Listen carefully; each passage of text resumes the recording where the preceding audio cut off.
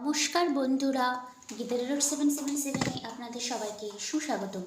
তো বন্ধুরা, দেখতে পাচ্ছি আপনি হয়তো কোনো একটা জিনিস শুরু করতে চেয়েছিলেন, কিন্তু সেখান থেকে আপনি খুব একটা পজিটিভ আউটকাম পাননি। ইভেন এটা যদি আপনার লাভ রিলেশনশিপ হয়, তো সেখান থেকে খুব একটা কিন্তু আনহ্যাপি সিচুয়েশনশিপে রয়েছেন। আপনি ভেবেছিলেন জিনিসটাতে আমার ফরওয়ার্ড মুভমেন্ট হবে, বাট সামহাও জিনিসটা হয়নি।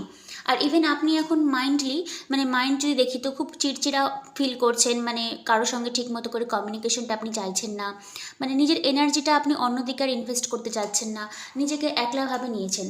বাট এখানে এঞ্জেল অরাকাল ডেক থেকে যে কার্ডটি এসছে, চুজ এ নিউ ডিরেকশন, যেটা এখানটাতে বলছে, তারপরে দেখুন এসছে সান কার্ডটা। তো আমি এখানেই বলবো আপনি একদম মন খারাপ করবেন না, ডিসঅ্যাপয়েন্টমেন্ট হবেন না।